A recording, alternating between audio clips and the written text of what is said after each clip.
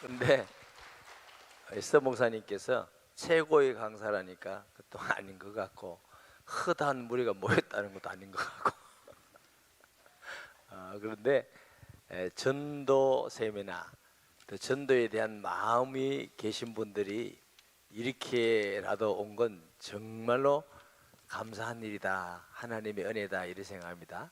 한 사람만 전도할 마음이 있어도 하나님이 너무너무 기뻐할 것인데, 물론 오지 못한 분, 사정이 있어도 못한 분도 계시지만 전도 세미나 강의를 오셨다. 굉장히 아주 도전이 되고 감사합니다. 네, 제가 어제 서목사님께서 제 강의를 마치고 또 성도들이 궁금한 거 또 물어볼 것도 있는데 그 질문 시간을 가지면 어떻겠습니까? 이렇게 제게 말씀을 하셨어요. 그래서 질문을 먼저 받으면 좋겠다 이랬어요. 이유는 강의를 마치고 시간이 다 됐는데 질문 받으면 그 질문에 대한 대답을 충실히 할 수 없겠다는 생각이 들어서, 그러면 이제 질문 가운데 전도에 대한 부분이니까 이 강의도 되고 먼저 질문을 받겠다 이래서 여러분에게 지금 질문을 먼저 받은 것이거든요. 그렇게 해주시고 또 약속은 12시까지니까 저는 약속은 또 잘 지키잖아요. 그래서 내용이 중단되는 한이 있어도 약속을 지키니까 밥 먹을 걱정은 하지 마시고 질문을 이래만 있었어요. 근데 참 시간이 많이 가겠네요. 요양보호사 공부하는데 학원에서 만난 동생 지금 기도하고 있어요. 복음을 전하려고 전도 초청잔치에 초대하려고 기도하고 있습니다. 기도 부탁드립니다. 이거는 기도 부탁드리는 건데 아마 공유하겠다는 뜻인 것 같았고요. 가짜들은 진짜인 것 같이 물금 고속도로 다리 밑 화재 뿔등 자전길 요소요소에서 가짜를 전하는데 우리는 진짜이면서 천국 복음을 자랑하며 전하지 못하는 본인이 죄송하고 천국 복음을 함께 전하기를 소원하는 동력자가 있었으면 토일 전하기를 소망합니다. 예. 토일 동력자가 있는데 아마 가짜가 뭔지 모르지만 이단인지 뭔지 잘 모르지만 그 사람들이 열심히 전도하는 거 보니까 마음이 속이 많이 탔나 봐요. 그래서 이제 전도를 혼자 해보니까 쉽지 않고 함께 하면 좋겠다 이런 마음이 들어서, 역시 이것도 질문은 아닌 것 같고요. 여러분 중에서 이렇게 쓰신 분이 남자분입니다. 남자분 중에서 자원하면 좋겠어요. 또 이쁜 여자분이 또 자원하고 이러면 사람들 보기에 그러니까 그렇게 하시면 되게 좋겠어요. 남편에게 복음을 전하고 싶은데 아예 들으려고 하지 않아서 전하지 못하고 있습니다. 가끔 한마디씩 하나님의 은혜다라고 툭툭 던지기는 하지만 복음에 대한 얘기를 하려고 하면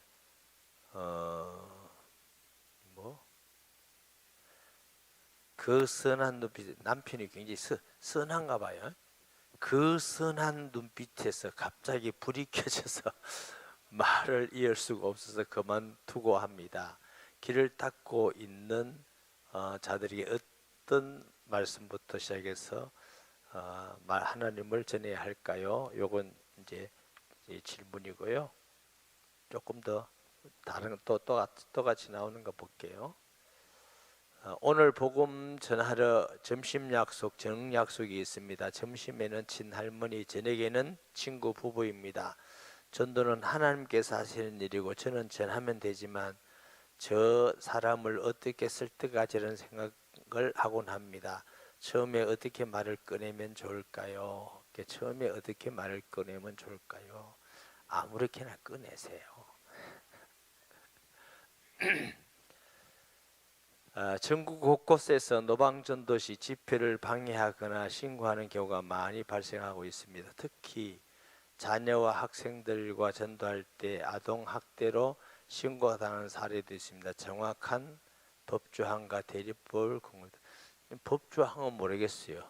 그런데 아마 이 부분은 상당히 좀 걸릴 수 있는 부분도 많아요. 요즘은 개인 인권 문제가 있으니까 그 조금 더 얘기하고요. 오늘 시어머니께 복음을 전하려고 합니다. 어떻게 전하는 것이 효과적일까요? 담대함으로 복음을 전할 수 있도록 기도합니다. 예, 우선 그 전도를 잘 못한다고 표현해야 될지 안 한다고 해야 될지 잘 안 된다고 해야 될지 정확하게 제가 표현할 수 없지만 전도를 안 하던 분이 전도를 하려고 그러면 제일 먼저 궁금한 게 뭐냐면 무슨 말 하지? 처음에 어떻게 꺼내지? 이런 부분들이 굉장히 궁금하고요.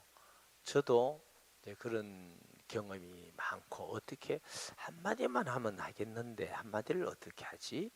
이런 생각들이 들기도 하고요. 이 전도라는 부분을 이게 굉장히 광대합니다. 전도라는 게 굉장히 전도라는 부분을 광대하고 또 사람마다 조금씩 달라요. 다르기도 하고 우선 전도 성경 하나 읽을게요. 한 구절 마가복음 1장 38절 볼까요?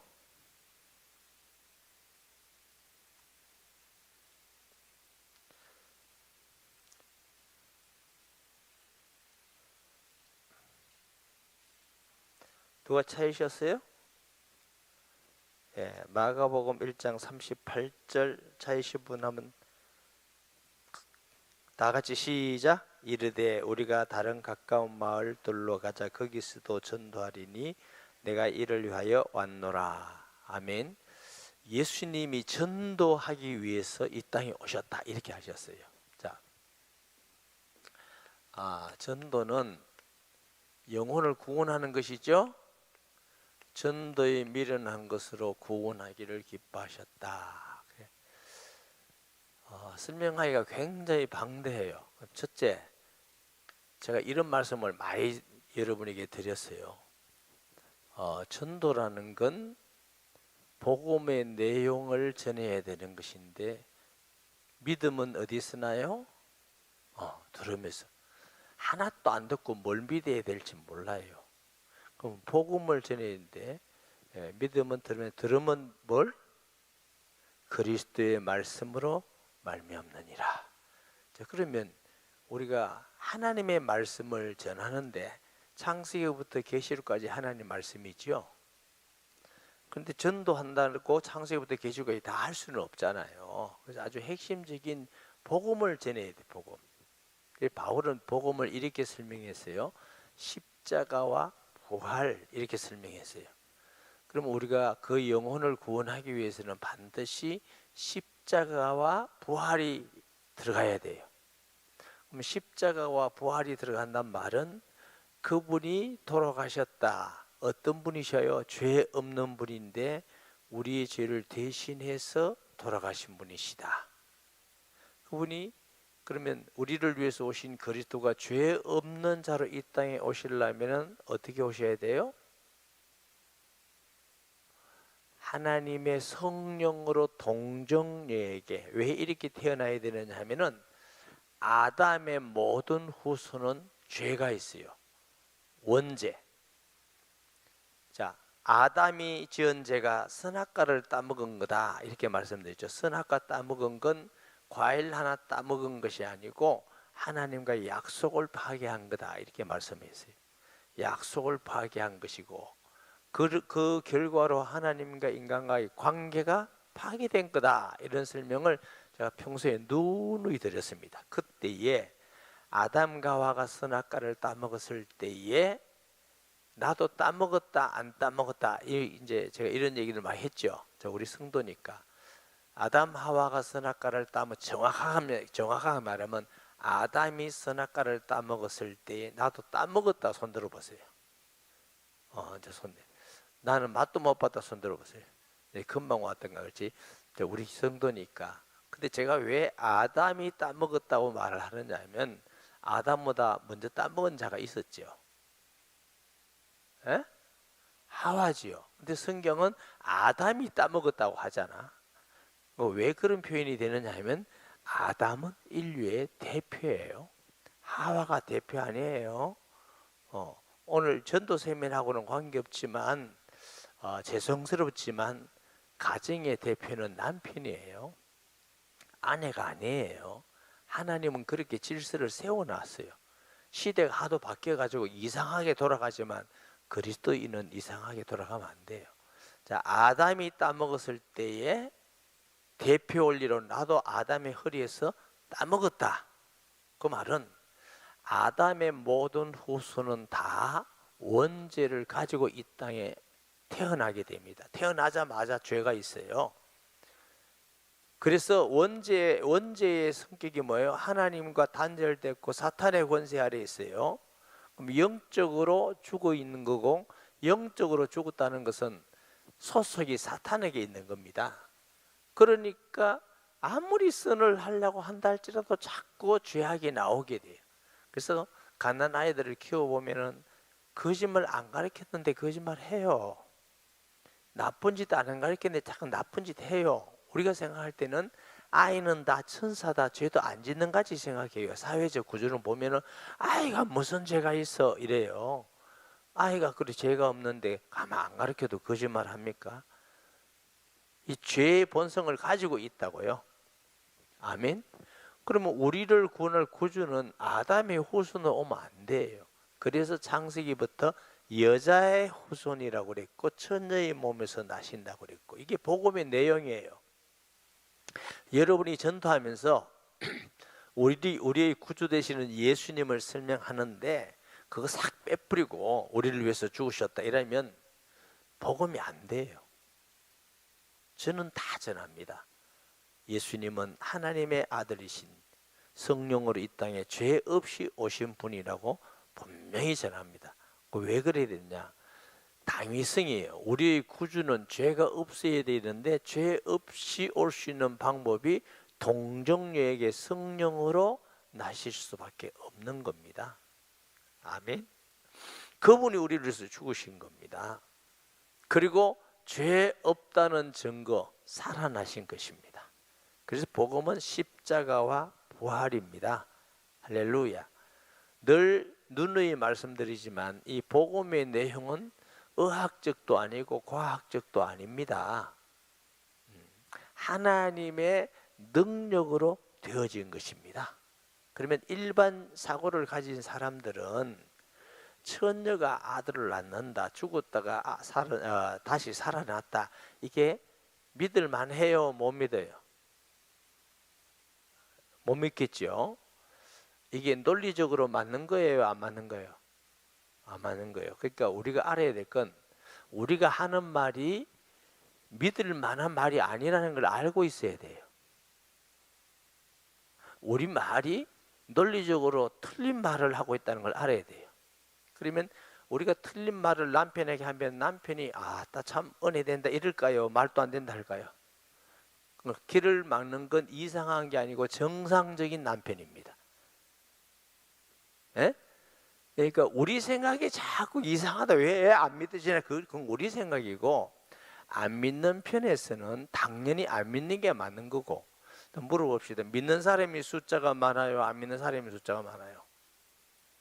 세상에는 숫자를 중요하게 여겨야 안 여겨요? 그러니까 야 덩신아, 이렇게 전부 다 정상이는 니는 왜 그래 돌았냐 그러다. 숫자적으로 세상적으로 보면은 믿는 사람이 도란 사람이에요. 그리고 말도 안 된 고집투성이에요. 그게 말이나 되냐? 처녀가 아들 낳았다는 게 덩신아, 낳았다니까.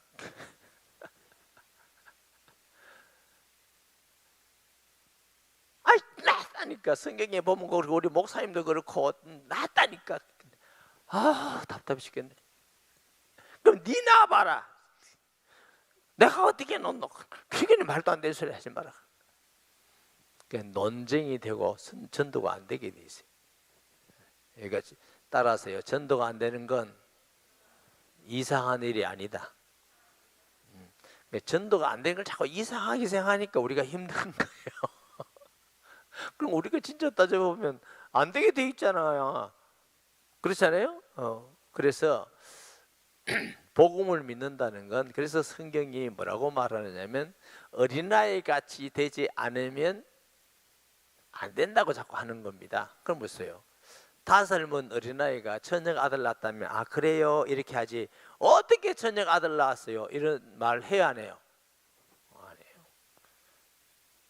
그래서 어린아이 같아야 된다고 자꾸 마음이 어린아이 같지 않으면 천국에 갈 수 없다고 자꾸 말하는 이유가 우리 심령적으로는 어린아이 같아야 되고, 그래서 복음의 내용이 논리적도 아니고 의학적도 아니고 그렇기 때문에 생리적도 아니고 뭐 과학적으로 하나도 안 맞아요. 그렇기 때문에 제가 늘 말씀드리는 게 뭐냐면 복음은 설명할 수 없다. 여러분 남편에게도 시어머니에게도 이웃에게도 왜 자꾸 복음 전하는데 어떻게 해야 될지 무슨 말을 해야 될지 자꾸 어려워지느냐 하면 여러분이 복음을 설명하려 했다. 이해됩니까? 설명하려 했기 때문에 이게 자꾸 부딪히기도 하고 안 듣기도 하고 자꾸 어렵고 문제가 생기기도 시작합니다. 그래서 복음은 설명이 아니고 증거해야 된다라고 자꾸 수없이 말씀드리니까 여러분이 이렇게 설문지를 내고 질문하는 게 참 좋은 것 같아요. 왜 좋냐면 질문을 하니까 여러분이 관심도 좀 더 많은 거 아니에요. 한 사람이라도 자기 질문에 대해서, 안 그러면 그냥 일방적으로 듣기만 하면 은혜 되는데 뭔지 잘 모르거든. 자, 그래서 증거하는 것이다. 저는 이런 표현을 씁니다. 설명할 게, 복음은 설명할 수가 없지만 사실이기 때문에 설명할 수 있다 이렇게 말합니다. 일반 논리적인 설명은 되지 않지만 복음은 증거함으로 설명할 수가 있다. 첫째, 그래서 제가 지금 전도 세미나 지금까지 혹은 우리 교회 성도들에게 설교를 하면서 늘 끊임없이 하는 말이 증인이 되셔야 됩니다. 아는 거 안다고만 하지 말고 더 확실히 알아야 됩니다. 이런 표현을 자꾸 쓴 이유가 여기 있는 겁니다. 자, 그래서 이제 성경적으로 좀 따져봅시다. 예수님께서 마태복음 4장에 제자를 부릅니다. 베드로를 불러가지고 이렇게 나와도 나오죠. 베드로를 부를 때 왜 이렇게 가까이 왔냐면 여러분하고 가까이 있는 게 훨씬 전하기가 내가 쉽고 여러분도 쉬울 거예요. 그리고 긴장도 하고. 예수님이 베드로에게 뭐라 하셨냐면 내가 너로 사람을 낳는 어부가 되게 하리라. 네가 사람을 낳는 어부가 되라가 아니고 예수님이 되게 하리라고 그러셨어요. 사람을 낳는 어부가 뭐예요? 전도자잖아. 전도자가 되게 하리라 이렇게 하셔요. 자, 그리고 시간이 흘러서 상당 시간이 흘러서 마태복음 16장에 사람들이 제자에게 묻습니다. 사람들이 나를 누구라 하느냐? 때로는 세례 요한, 뭐 예레미야 선지자나 엘리야나 그 중에 또 다른 선지자 중에 하나라 합니다. 그 말은요, 우리가 유대인을 조금 더 이해해야 될 건 예레미야, 엘리야, 또 다른 선지자, 모세 이 사람들의 위치는 이스라엘에서 굉장합니다. 정말 그 사람들은 쳐다볼 수 없을 만큼 굉장한 위치에 있어요. 그 세례 요한도 그 선지자 같은 정도다 하고 그 사람들이 인식을 했어요. 어느 정도 세례 요한을 인식했냐면 광야에서 사람들이 수없이 갔어요. 아니 광야에 여러분 수없이, 그게 일부러 교통도 좋은 게 아니고 그 모인다는 건 갈급하지 않으면 절대로 갈 수 없는 거예요. 그렇죠? 그런데 세례 요한에 와서 자꾸 물어요. 그리스도입니까? 하고 자꾸 물어요. 그러면 사람들이 세례 요한에 대해서 얼마나 큰 감동과 인식이 돼 있다는 거죠. 그러니까 사람들이 예수님도 그런 수준의 반열에 봅니다 이거예요. 사람들이 그런 선지자 중 하나라고 생각합니다. 너희는 나를 누구라 하니까 주는 그리스도시요 살아계시는 하나님의 아들이시니이다. 이게 얼마나 다르냐면은, 자, 예레미야, 모세, 엘리야 또 다른 선지자의 목적은 그리스도를 전하는 자예요. 예언하는 자예요.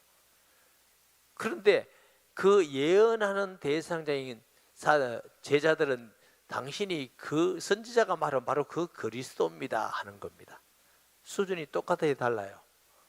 엄청이 다른 얘기죠. 그 예수님이 너무 바요하시므나 네가 복이 있다. 이를 알게 하는 네가 아니고 내게 속히는 아버지시니라. 그러면 적어도 우리가 구약의 시간이 얼마 된지 모르지만 수천 년 동안 오십니다. 그분이 오십니다. 그분이 오십니다. 그분이 오십니다. 하는데 인류 중에 최초로 하나님이 그분을 보내셨는데 아무도 모세가 혹은 아브라함이 다윗이 수 없는 선지자가 예언하는 그분이 이 땅에 오셨는데 아무도 몰라. 최초로 정확하게 바로 당신은 그분입니다 하고 고백했어요. 그럼 그 신앙 고백이 굉장한 사건이에요.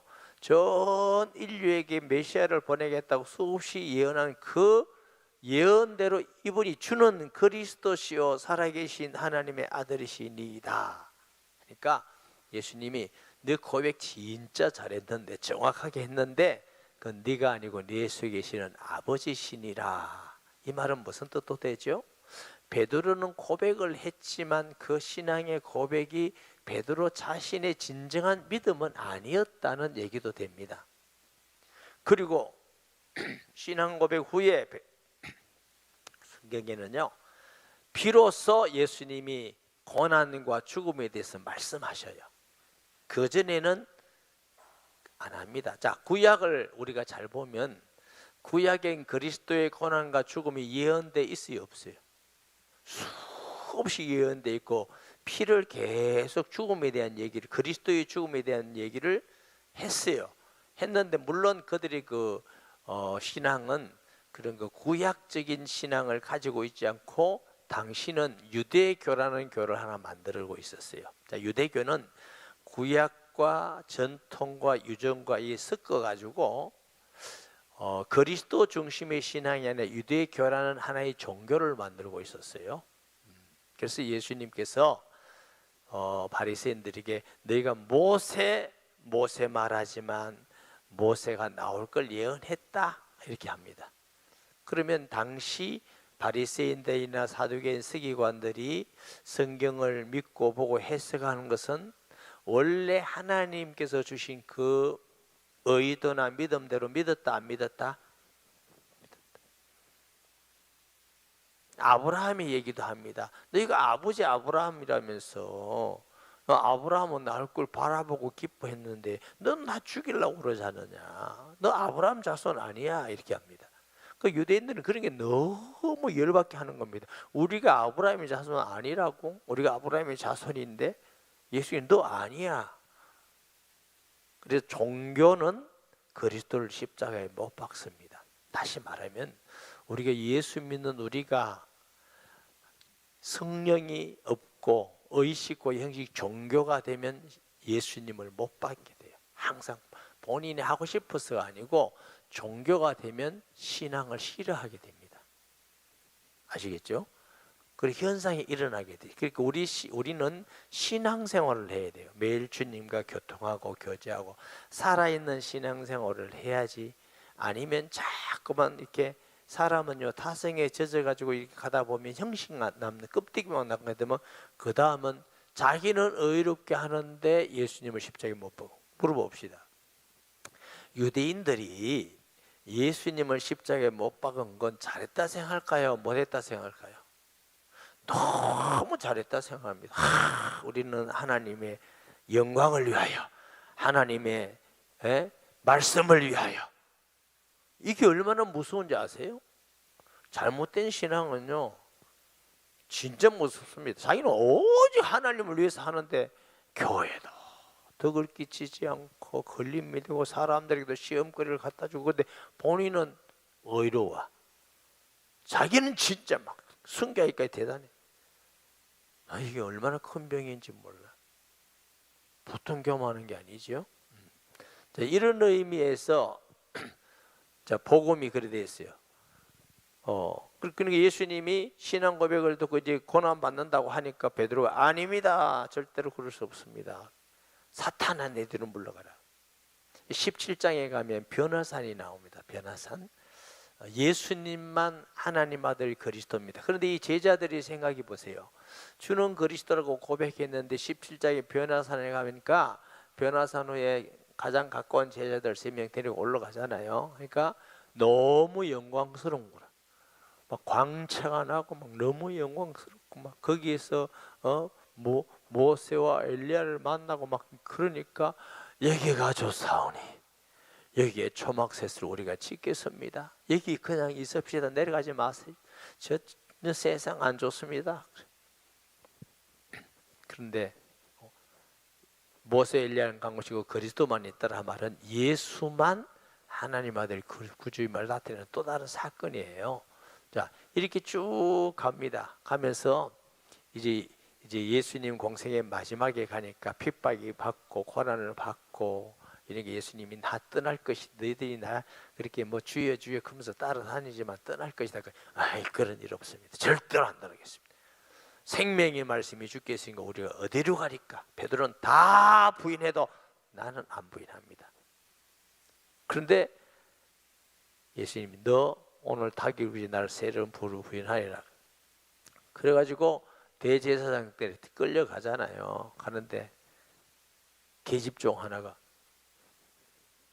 저 사람도 같이 있는데 그런 소리 하지 마라. 난 모른다. 사람 잡지 마라. 있었는 것 같은데 아무리 봐도요. 세 번째는 성경 뭐냐면 저주하며 부인하여 그랬어요.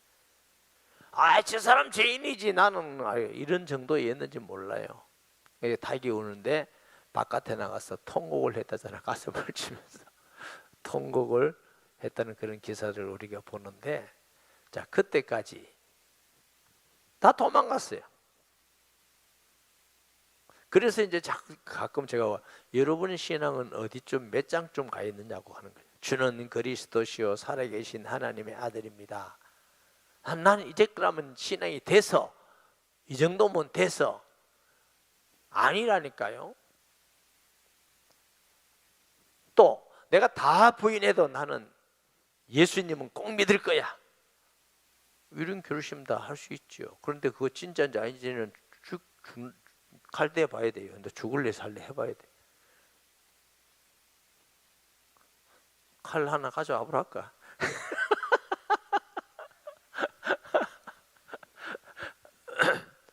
그러니까 내 마음은 이제 정말 부인하지 않고 순교할 것 같은데 절대로 안 부인할 것 같은데 그건 내 마음이에요.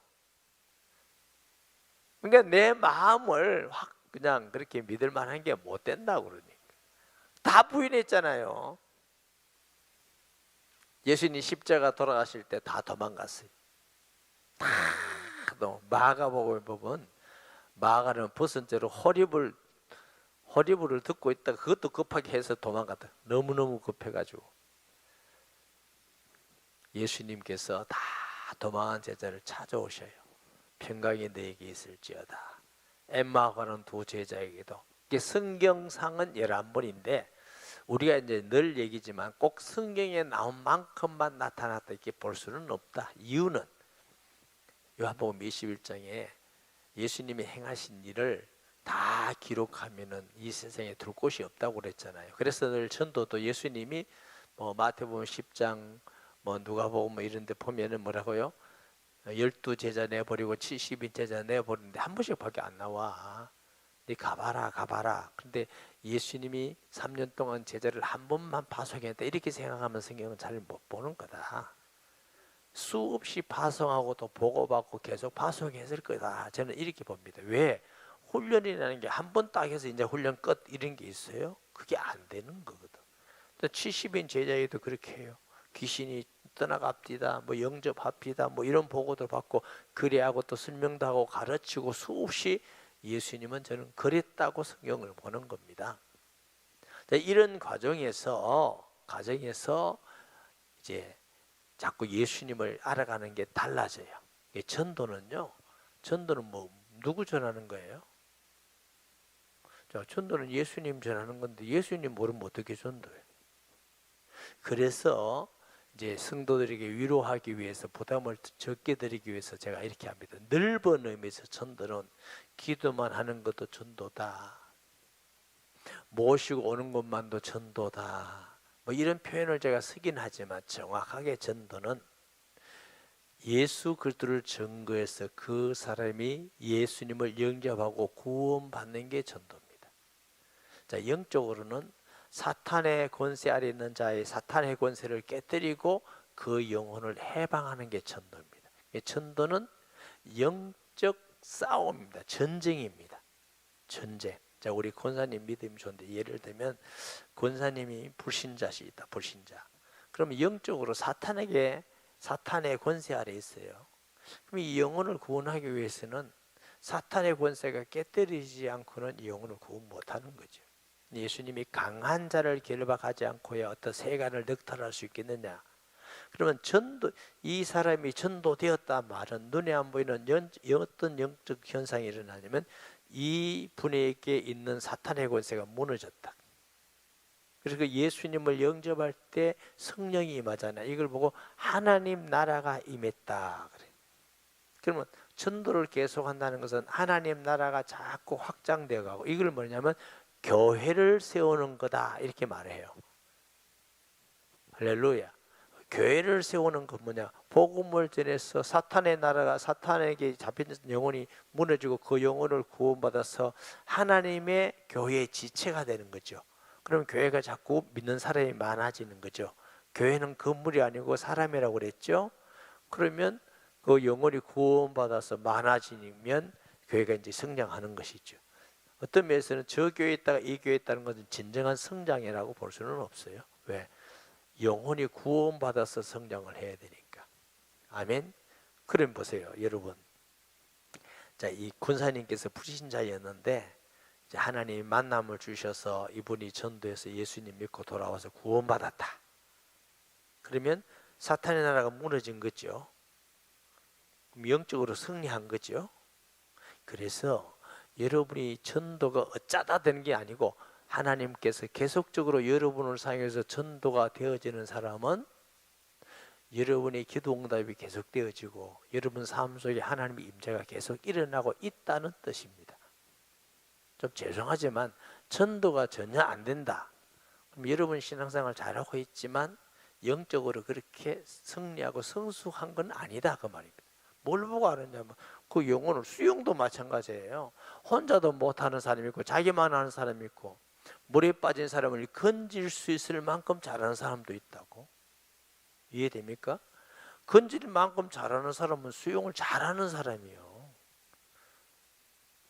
성도도 자기 혼자 신앙생활하고 자기 혼자는 예배도 드리고 혼자는 잘할 수 있는데 남천도는 못한다. 그럼 그런 정도의 신앙이라는 거지. 아주 약한 사람은 자기 혼자도 못하잖아. 안진뱅이 시장은 누가 자꾸 교회 가자 해야 오잖아. 그래 안 그래요? 기도에 가자 해야 가고 이런 사람도 내 손은 안 들어갈게 있잖아요. 그럼 그런 정도의 수준이에요. 여러분 애기도 키워보면 그렇잖아. 혼자 손잡고 걸어야 될 애기가 있고 혼자 걸을 수 있는 애기고 다 크면 이제 또 손 잡아줄 사람도 있잖아. 영적으로도 똑같은 거예요. 아멘. 자, 그러면 다 떠났다가 예수님이 부활해서 나타납니다. 나서 보이면서 마태복음 28장에 가서 비로소 뭐라고 하냐면 너희는 이 28장 16절에는 재밌는 말씀이 있습니다. 의심하는 제자도 있더라. 이렇게 또 기록되어 있어요. 뭘 의심해요? 예수님의 부활. 보세요. 예수님이 성경상 11번 제자에게 나타나서 보여주셨어요. 바다에서 고기 잡고 구워서 같이 먹기도 했어요. 도마에게 야 일로 와봐. 안 믿어? 손 넣어봐 하고 손에 손 넣어보고 허리에 장자국이 입어서 무릎을 꿇으면서 도마가 나의 주 나의 하나님입니다. 도마가 의심을 했거든요. 에이, 형님들 안 믿어. 죽었다가 어떻게 살아난다. 아이 주님이 그런 그래서 말도 안 되는 소리야. 난 안 믿어 안 믿어. 네 손 가지고 손에 넣어보고 허리에 넣어보면 믿겠다 했을 때 예수님이 다시 오셔서 너 일로 와봐. 넣어봐 하고 무릎 꿇고 나의 주 나의 하나님입니다. 도마가 그렇게 고백을 했어요. 자, 1년의 그런 과정을 물어봅시다. 그럼 도마가 그런 경험이 있는 거, 갈릴리에서 떡 먹는 거 있을 때 성령을 받으라 하시면서 예수님이 오셨던 거, 엠마오를 가던 두 제자들 이런 경험들을 공유했겠어요? 자기만 비밀로 알고 있었겠어요? 당연히 공유했겠지. 아 그래 하면 나도 엠마오 갈 때 가슴이 뜨거워졌나 몰랐는데 저기 부활하신 주님이었는가 보다. 뭐 이런 얘기도 했겠죠. 아이고 왔는데 나는 진짜 유령이가 생각했는데 주님 이거 주시고 먹으라 하고 아이고 나는 그때 정말 너무 부끄러웠다. 뭐 이런 얘기도 다 했겠죠. 그런데도 안 믿는 사람이 있어. 그렇잖아요. 그런데도 의심하는 제자가 있는데 성경은 이렇게 말합니다. 그런 제자를 할지라도 예수님이 뭐라고 하냐면 너희는 가서 모든 족속으로 제자를 삼아. 제가 말하고 싶은 건 너희는 가서 모든 족속으로 제자를 삼아라고 할 시기가 부활하신 예수를 목격한 제자에게 비로소 하셨다. 사실은 제가 오늘 이 말씀은 하고 싶지 않았어요. 왜 하고 싶지 않았느냐면 부담스러워할 것 같아서 성도들이.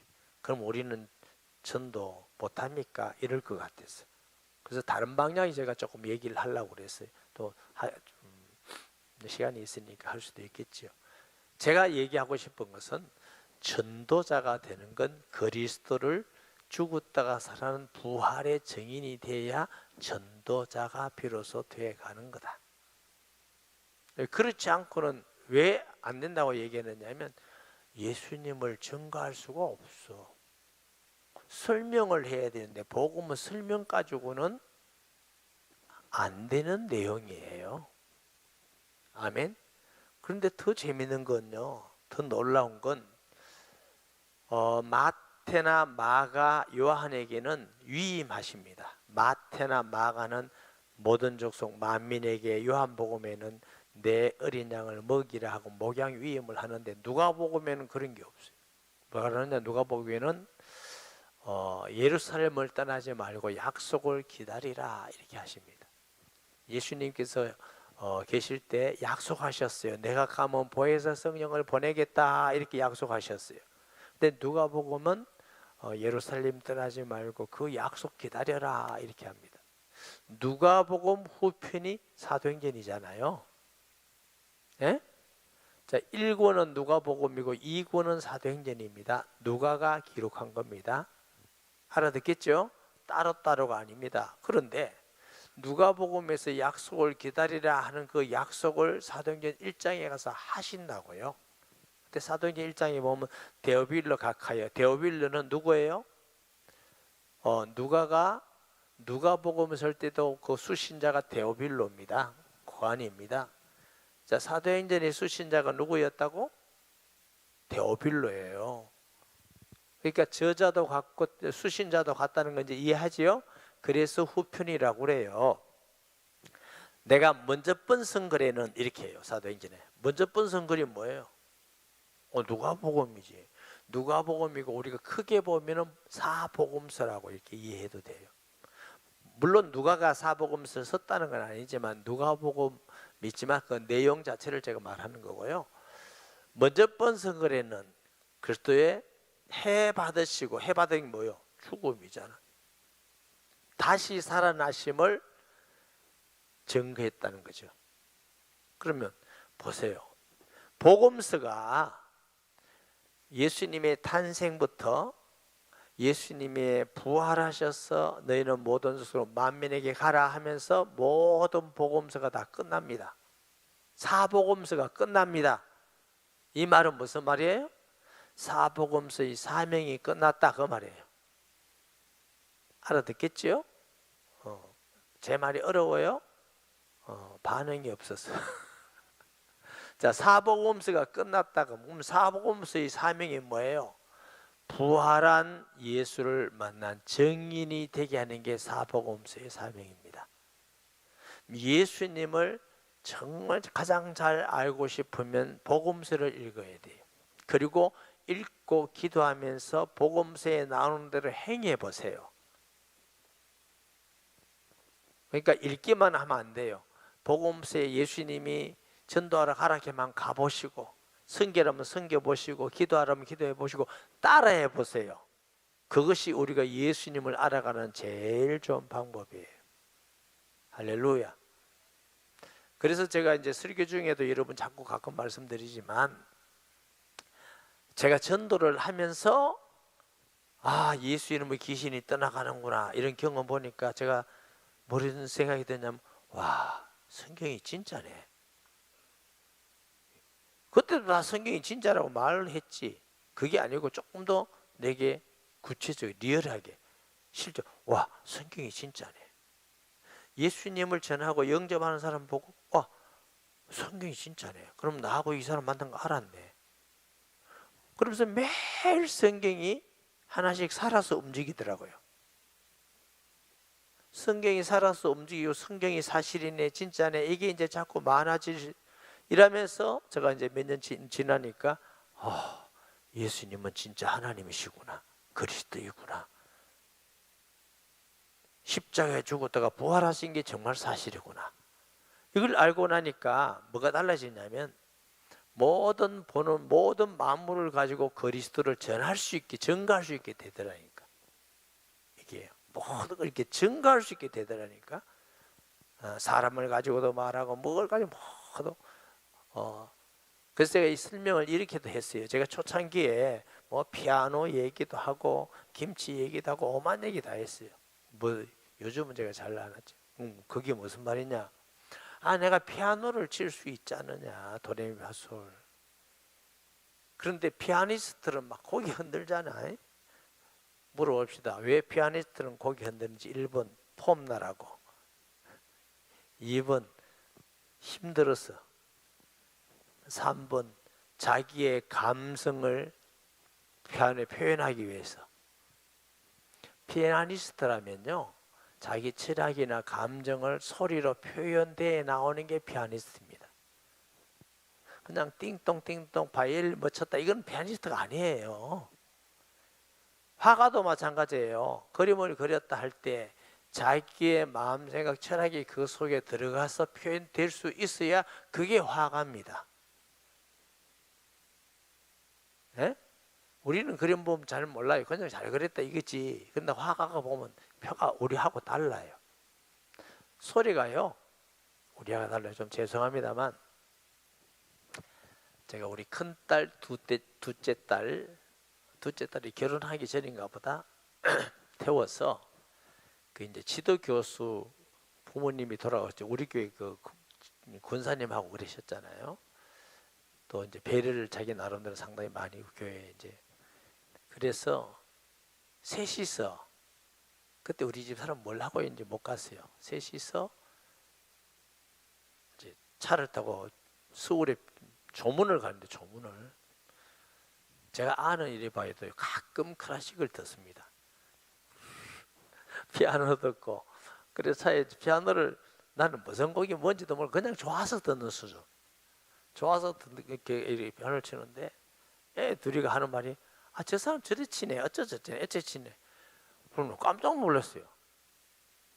피아노 치는 게 자기 귀에 들리는 게 나하고는 다르지. 나는 좋다 이건데, 이건 이리 치는 거고 어쩌 치는 거고, 이쪽에 이렇게 치고, 이게. 그래서 이게 피아노를 계속 친다는 거, 이게 좀 듣는 소리가 다르구나, 이 생각을 제가 했어요. 우리 언제 임직할 때 야마를 넣었어요. 야마 오래됐어요. 넣고 피아노를 치는데, 우리 그 지난번에 왜 산부 반조자 하던 친구도 아리조나 그 대학원에서 박사했어요. 피아노로 박사. 논문이 아니에요. 피아노로 박사를 하는 친구. 그다음에 이제 그 교수가 그 김남수 교수잖아요. 넣었더니 소리가 너무 좋아요, 목사님. 제가 들을 때는 그 소리가 돈만 비쌌지, 그때 피아노는 지금 피아노 그게 그거 같은데 다르다는 거야. 이게 전문가 귀가 달라요, 이게. 그러니까 그분들이 피아노를 생각하는 것과 제가 피아노를 생각하는 것과 똑같아요, 달라요? 달라요. 예수님을 정말 사실 믿는 믿음을 가진 사람이 예수님을 아는 것과 그냥 영접해서 예수님 아는 거하고 달라요. 그러니까 이 천도 우리가 뭐 아유 내가 사기 산데 괜찮지 그건 우리 얘기고 진짜 보면 아유 저 사오려고는 다 알아요. 거기에 전문가는 그게 구분이 된다고요. 전문가 아닌 사람은 잘 모르죠. 그와 같이 복음이 마찬가지예요. 우리가 딱 정인이 돼야 복음이 표가 나기 시작합니다. 이게 지금 무슨 말 하는지 틀린 말 하고 하는지 이 표가 나기 시작합니다. 그래서 마태복음 28장에도 안 하고 기다리라 하면서 사도행전에 가면은 부활하신 예수님이 40일 동안 함께 하셔요.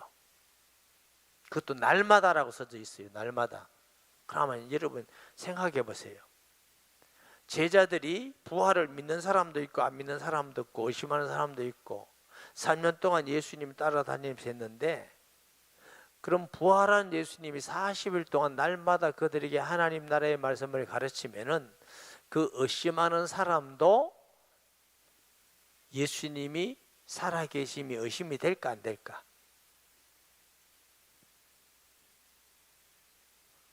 한 명도 의심이 안 되죠. 그리고 하나님 나라의 말씀을 전했던데 내용이 안 나와요. 예수님의 복음 전도가 하나님 나라예요. 회개하라.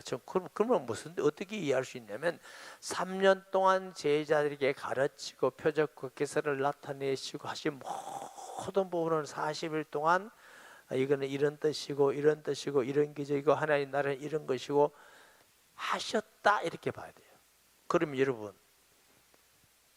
3년 동안 하신 걸 40일 동안 이해하고 설명하면 훨씬 더 분명해지지, 알죠? 다 무슨 뜻인지 이해가 되죠. 세일은 이런 거다, 공동체는 이런 거다. 저는 틀림없이 다 했다고 생각해요. 모임 자체가 세일이었으니까. 그래서 40일 이후에 비로소 예수님이 오직 성령이 너에게 임하시면 증인이 되리라, 그거 마지막에 하십니다.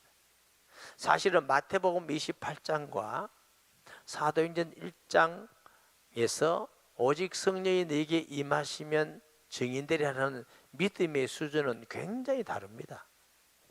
굉장히 수준이 다른 믿음입니다. 왜냐하면 우리가 성경 보면 28장에 사도행전 1장 차이지만 시간적으로는 벌써 40일이 지난 시간이에요. 그것도 부활하신 예수님이 부활을 목격한 제자들과 40일 있었다는 말은 굉장합니다. 우리 집사님 영어 선생인데요, 제가 이런 말 합니다. 영어를 못하는 사람이 1년간 영어를 쫙 배워서 하는 것과 영어를 너무 잘하는 사람이 한 달간 공부해서 시험 치는 거 누가 잘 치겠노? 누가 잘 쳐요? 말도 안 되는 소리라고? 한 달간 공부한 사람이 진짜 잘하는 사람한테 배우면 한 달에 훨씬 많이 배웁니다. 이해됩니까? 뭐든지 마찬가지예요. 처음 예수 믿는 사람을 복음을 알게 하고 전도를 알게 하는 건 상당히 기간이 걸려요. 믿음이 제대로 되고 은혜 가운데 정말 충만한 사람은 조금만 도와주면 금방 알아줘요. 그게 40일이에요. 40일. 그래서 오직 성령이 너에게 임하시면 하고 말씀 전하면서 사도행전 2장에 성령 충만 오잖아요. 성령 충만 오면 그때부터는 하나님의 성령이 주관자가 되셔서 사도들을 통해서 전도자를 통해서 복음이 증거되어가는 역사가 일어나죠. 이게 사도행전입니다. 사도행전은 사도들을 통해서 예수님이 전했던 복음이 그대로 증거되는 수준이에요. 그리고 사도행전 2장 41절부터 제가 늘 42절부터 늘 하는 얘기가 사도의 가르침을 받아, 이렇게 표현하잖아요. 이것도 이제 세례를 설명할 때 많이 했는데 보세요.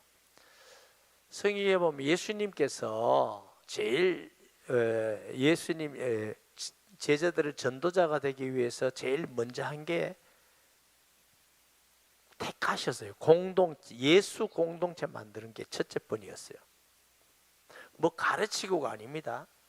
예수 공동체 불러가지고 그 다음에 함께 있으면서 기도에 대해서, 복음에 대해서, 삶에 대해서, 전도에 대해서 이게 전부 다 함께 하고 있어요. 함께 하신다고요. 그리고 부활하신 예수님이 또 제자들하고 또 함께 하셔요. 40일 동안. 세 번째, 제가 이런 질문을 했죠. 사도행전 2장 42절에 보면 사도의 가르침을 받아 떡을 떼며 교제하며 기도하기를 오로지 힘쓰니라 이렇게 나오는데, 여기에는 보니까 사도의 가르침인데 우리가 조금 보면 여기에 보세요. 공생이 할 때 예수님이 예수 공동체의 주인은 누구예요? 예수님이죠. 부활하신 후 예수 공동체 제자들과 할 때 공동체는 주인이 누구? 예수님. 사도들이 사도의 가르침을 받아 하는 예수 공동체의 주인은 누구? 그래서 제가 예수라고 합니다. 어떻게? 성령으로 오신 예수. 자, 첫 번째는 육신으로 계신 예수, 부활하신 예수, 성령으로 오신 예수. 지금은 교회 공동체의 주인이 성령으로 오신 예수님이에요. 그래서 세례의 주인은 예수님이다 하고 자꾸 제가 말을 하는 이유가 근거가 없는 게 아니고 이런 중요한 근거들이 있어서 예수님이 세례의 주인입니다. 공동체입니다. 예배의 주가 예수님이십니다. 이 말씀을 자꾸 하는 겁니다. 아멘. 그러면 부활의 증인들에게 그러면 이게 열흘이 있어요. 보세요. 약 120명이에요. 그러면 11제자가 예수님하고 40일 동안 함께 있으니까 그 11제자는 예수님이 하나님 아들 그리스도입니다 하는데, 뭐 어떻게 표현할지 몰라도 우리식으로 표현하면 거의 100% 믿는 믿음을 가지고 있습니다. 아셨죠? 그런데 제가 이제 그 어디 가서 사도행전 강의할 때도 이런 얘기했는데 이게 얼마나 중요한 사건이냐 보세요. 사도들이 이제 예수님을 확실히 알아. 그리스도는 하나님의 아들 그리스도, 예수님은 하나님 아들 그리스도라는 걸 알아요. 그러면 수천 년 동안 조상들 아브라함이라든가 선자를 통해서 보내겠다는 그분을 지금 대면하고 있어요. 한 방에서. 그리고 그분은 천지를 만드신 하나님이 이 땅에 사람으로 오신 그리스도라는 걸 이미 알고 한 방에 있어. 그 감격이 얼마나 놀랍겠어요. 지금 하나님하고 대면하고 있어. 그리스도하고 대면하고 있어. 순교하지 않을 수 있겠어요?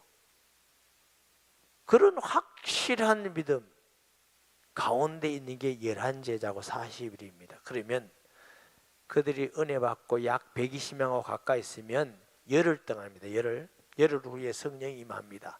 열흘 동안 받은 은혜를 약 120명에게 말했겠어 안 했겠어? 죽어도 안 했다면 나도 할 말은 없어. 그럼 여러분은 안 하겠어요? 그리고 우리가 그거 보세요. 고린도서 15장에 보면 예수님을 목격한 사람들이 약 500여 형제라고 그랬어. 에?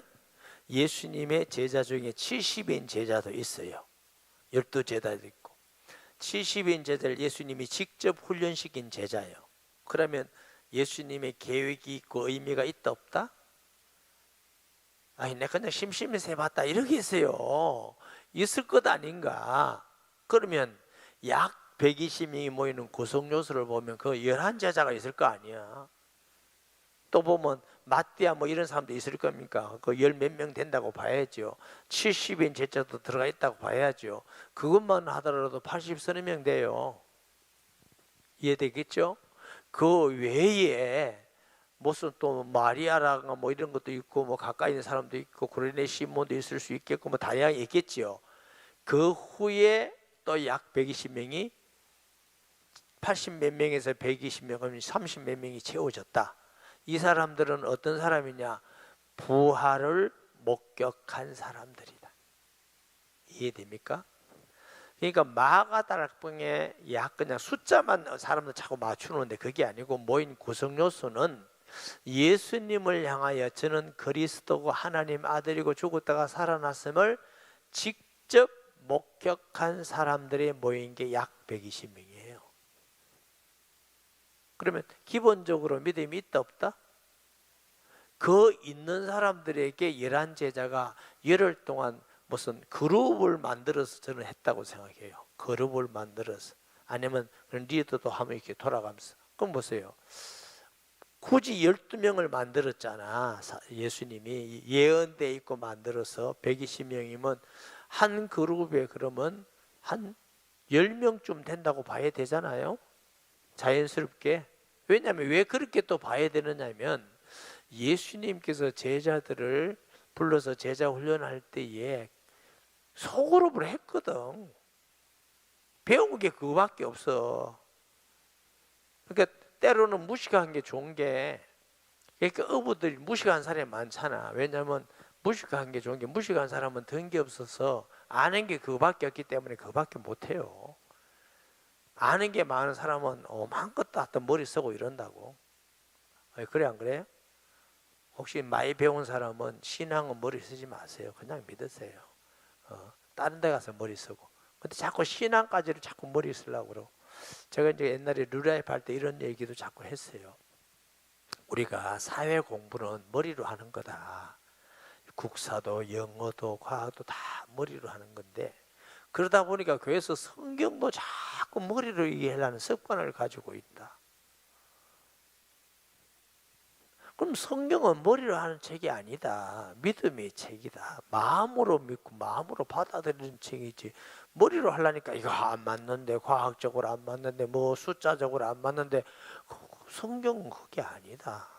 성경은 언약의 책이고 믿음의 책이고 구원의 책이지, 성경은 과학책이 아니다. 이런 얘기를 이제 자꾸 하기도 하고. 왜냐하면 사람들이 자꾸 성경을 머리로 접근해요.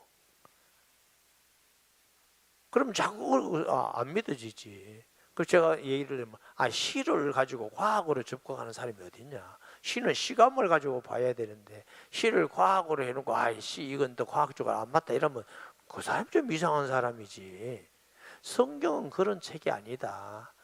영적인 책이고 믿음의 책이다. 할렐루야. 그리고 우리가 마음을 열고 믿어야 되는 성경을 알아지는 거지. 성경을 자꾸 논리로 이해하고 과학으로 이해하면 되느냐? 안 되는 거다. 그 말같이. 그래서 10명씩 모여서 열흘 동안 아마 모르긴 해도 아마 그 리더를 하루씩 바꿨는지도 모릅니다. 왜냐하면 받은 은혜가 각 다르니까. 어쨌든 간에 열흘 이후가 됐을 때는 120명이 완전한 성령 충만 받은 정인이 된 겁니다. 그래서 예수님은 12제자를 부르신 그 중에 한 명이 리더가 되기 원하는 게 아니고 12명이 다 리더가 되기를 원해요. 약 120명 중에 몇 명이 리더가 아니고 120명이 다 리더가 되는 게 주님의 방법이고. 그래서 초대교회는 120명, 3,000명 건물이 이렇게 자꾸 막 번식이 돼 가는 게 성경의 원리다. 우리 교회도 단 몇 명이라도 이런 정도의 신앙이 있는 사람이면 양산 세계 복음화 되신다 하는 얘기가 자꾸 그렇게 하는 거예요. 그리고 제가요, 우리 교회에서 초창기에는 이런 얘기 했어요. 모든 생명체는 플러스 알파로 번식하는 게 아니다. 그냥 번식하는 거다. 예를 들면 대부분의 교회들은 100명 모인다. 그러면 올해는 20명 플러스 했습니다. 100명 플러스 20명. 아유, 많이 성장했습니다. 이건 아니다, 우리 생각이고. 모든 생명체는 100이면 100개가 씨앗을 뿌리 나가는 것인데 기하급수적이다. 그래서 성경에 나오는 모든 교회의 모습은 기하급수적으로 번식된 겁니다. 안디옥 교회도 보면 헬라인에게 보험자는 몇 사람이 수다 무리가 모이고 큰 무리가 모이고 이해되죠? 우리 생명체도 마찬가지입니다. 워낙 우리가 인간이 악해서 지금 자기가 조종해서 아기를 좀 적게 낳아서 그렇지, 하나님 주신 대로 놓으면 인간이요 계속 번식하게 돼 있어요. 그게 하나님의 방법이에요. 아멘 안 하죠? 이미 지나갔다고? 아이고, 제 말이 아니고 정말 그렇다니까. 인간의 지혜로 제한하는데요, 인간의 최고의 재앙이 앞으로 인구 감소입니다. 인간의 머리는 전부 다 좋게 하는 것 같지만 재앙이 되어버립니다. 재앙이. 제가 젊을 때 산하제한 했잖아요. 박정희 정권 때. 제가 거기서 저거 틀렸다. 왜? 성경 말씀 보니까 틀렸다. 그래서 우리가 4명까지 나은 거예요. 고집스럽게 하나님은 산하지 않은 건 성경적 아니라. 근데 얼마나 여러분 피해 많이 받는지 아세요? 3명부터는 보험도 안 되고요, 아무 혜택도 없고요, 3명까지는 아기를 안 낳기 위해서 모든 불이익을 다 줬어요. 그 지금 목사님 뭐 나니까 무슨 좋고 어쩌고, 그건 여러분이지 그 간단한 일이 아니에요. 그래도 제가 이제 조금 고집스러운 게 있고 좀 고지식한가 봐요. 그래도 하나님이 하셨으니까 이게 맞다. 앞으로 아기 안 낳는 건 전부 다 재앙이 될 거다. 지금 난리잖아. 그 제가 똑똑해서 아니고 성경이 그래 돼 있으니까 성경대로 하면 재앙이 오게 돼 있습니다. 그래도 안 놓더라고. 그러니까 120명이 다 증인이 돼서 이제 퍼져나가는 거예요. 이것이 주님의 방법이에요. 그래서 전도는 첫 번째, 장기간적으로 여러분 볼 때는 이 정인이 되도록, 이 정인이 되려면 아까 말씀드렸듯이 복음서를 보고, 여러분 세일해서 혼자 하기는 힘들 수 있어요. 세일해서 전도도 같이 나가보고 2-3명이 그냥 함께 기도하고 성경도 은혜 받고. 그래서 제가 여러분 제 얘기를 하니까 이해하세요. 모든 성경을 가지고 쭉 여러분 우리 CD가 많아요. 적도 남김 있고. 그게 왜 그래 중요하냐면 완전하다는 뜻 아닙니다. 제 설교가 완전하다든가 제 설교만 훌륭하다든가 이런 뜻은 아니에요.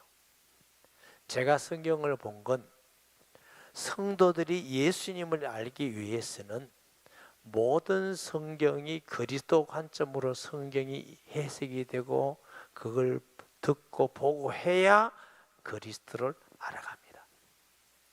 안 그러면